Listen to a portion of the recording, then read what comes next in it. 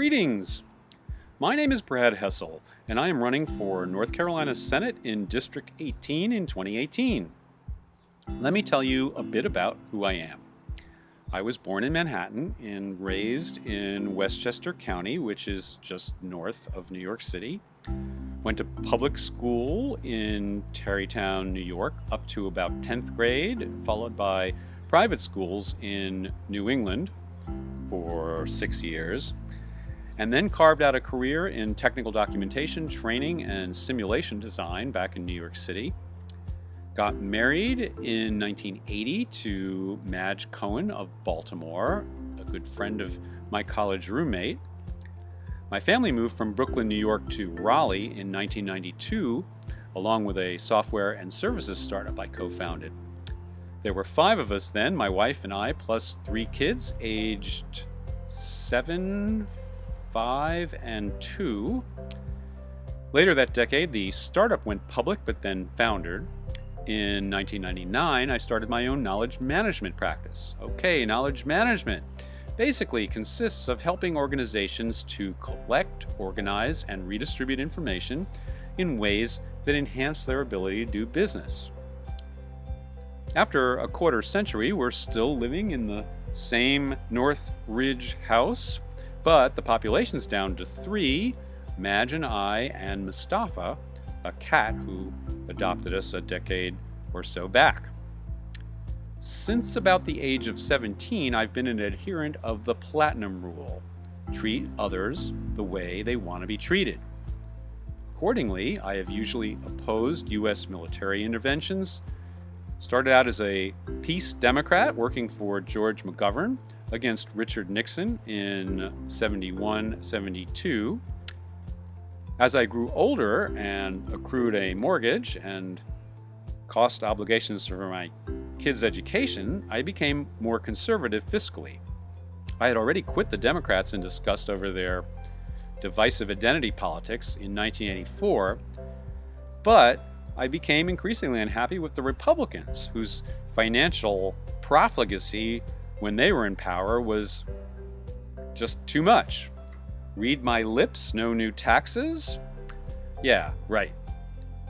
The botched invasions of Afghanistan and Iraq were the final straws, and I switched my registration to independent.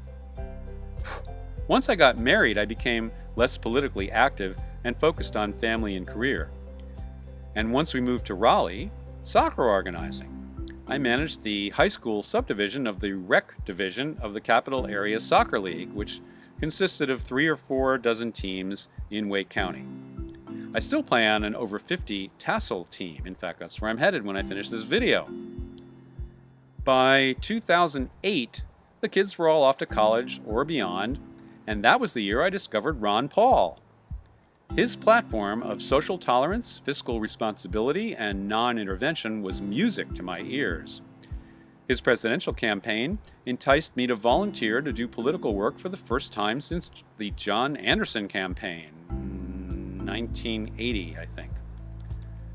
I was on board again with Dr. Paul in 2012, and after the GOP wouldn't even let him speak at their convention, transitioning to work for Gary Johnson, who by then had gained the Libertarian nomination and was championing most of the same issues, well, it seemed like the right course. One of the Johnson campaign leaders here in North Carolina connected me with the Wake County Libertarian Party.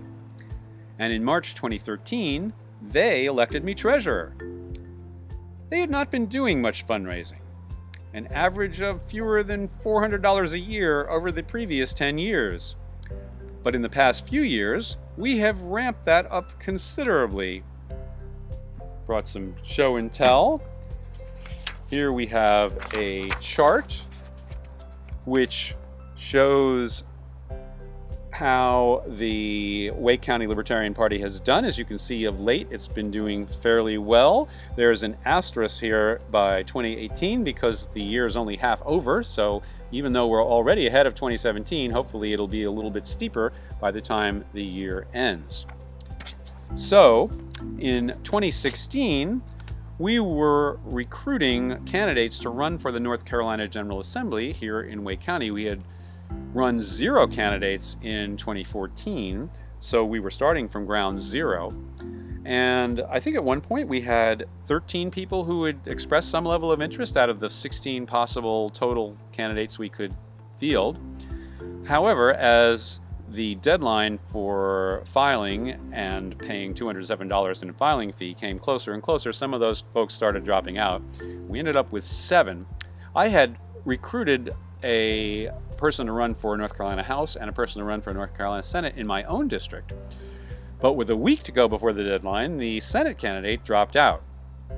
So, if you have ever had the experience of coaching a kids' sports team, you can appreciate it's 38 degrees, the kids are running around in their shorts on the field, and you, on the sideline, cannot be in a parka because it's not right to be asking folks to do something that you are not willing to do yourself. I had made the speech 50 times to various people in the past few weeks, encouraging them to run, why it was important for them to run as libertarians. It was going to take time and energy, and they probably weren't going to win, but it would give folks a choice besides the 2 establishment party candidates, and so on, right? So when my Senate candidate dropped out, I would have felt pretty hypocritical if I didn't pick up the baton, and that's what I did. First time I'd run for office since freshman year of college. So I ended up with 5,081 votes. And if you cast one of those votes, by the way, thanks for your support. That amounted to about 4% of the total, not bad for someone who wasn't planning to run, although I was 13 votes short of matching the difference between my establishment party opponents, which is what I was really aiming for. I'm trying hard to improve on that performance in 2018.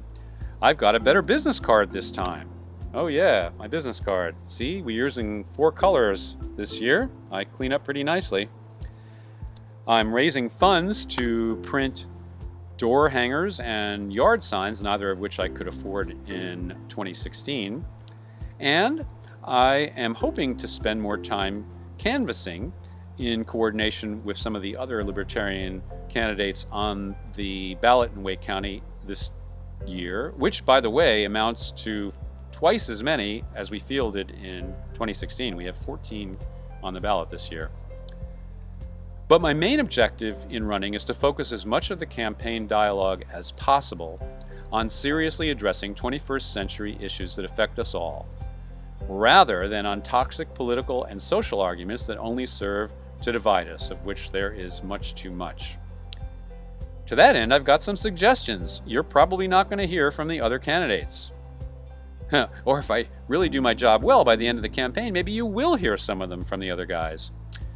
So please take a few minutes and check out my website at electbradhessel.org. And if you like what you see, then please vote for me for North Carolina Senate in District 18. I am Brad Hessel, and I approve this message.